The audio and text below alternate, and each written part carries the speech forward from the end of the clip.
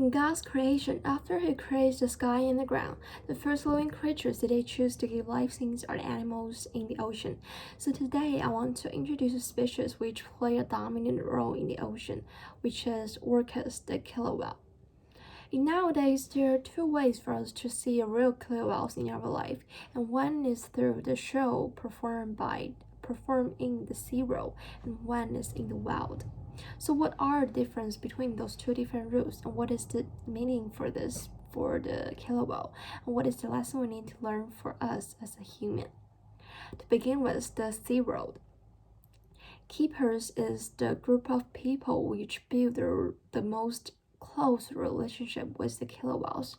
However, they don't treat their job as works to be finished. Instead, they treat their job as an opportunity to achieve their dream. When they are young, they were took by their parents to the SeaWorld to see the performed by the killer whale, and they were really attracted by the relationship being built between the keepers and the killer whale.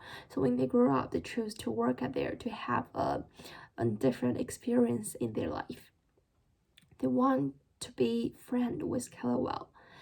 So to conclude the keepers' daily life, it can be concluded into one word: helpers. So keepers are the helpers of the killer whale, and each letter represents a different meaning. H is represented for the house, which means that there is a person who is in charge of killer whale's house. They need to make sure whether his physical state is normal or not.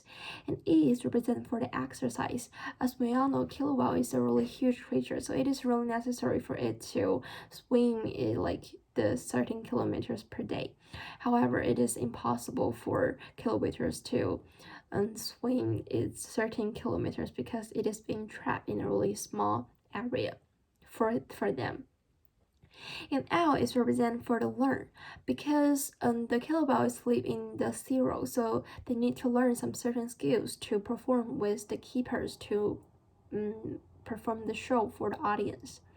And P is represented for the play, and this is a really essential part for build a relationship because when the keepers play with the killer whale, the killer whale can really be familiar with them, and they can know each other and understand each other too. And R is represented for the relationship, and I will talk about this later.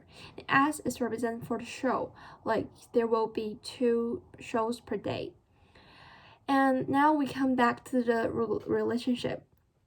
So the keepers want to be killer whale's friends, so they need to be they need to be show their heart to them, because killer whales are genius. They have really high IQ, and they can understand whether the person in front of them really want to be their friend or not. They can understand a person's heart through their eyes.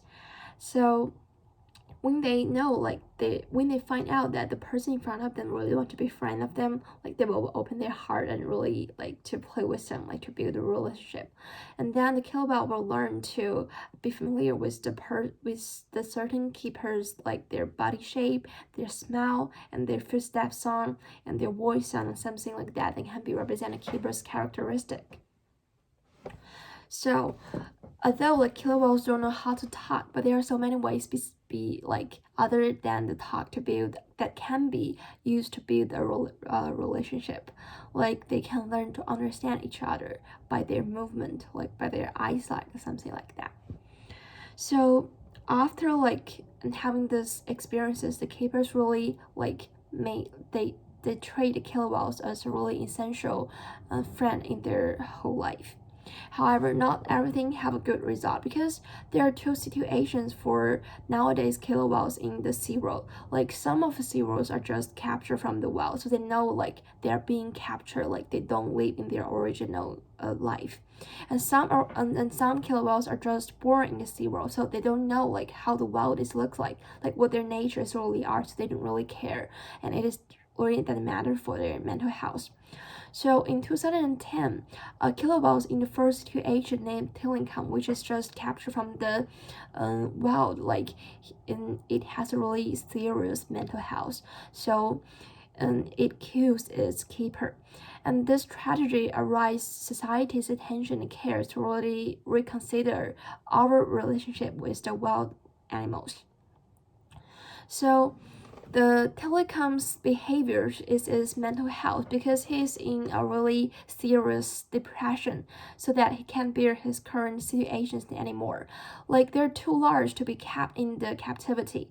And what's the most importantly is because killer whale is the most social mammals on the earth, so it is really important for them to stay with their mother.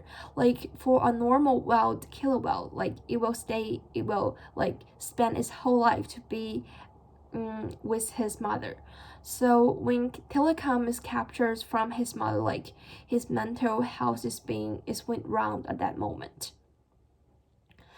Like although like God give us a chance to be the ruler of those animals, but we should actually proceed our positions on the right place, like in God's justice, which means like we should be the person to protect them, to observe them, instead of really step into their life and disturb their life to change their nature, to trying to change their nature.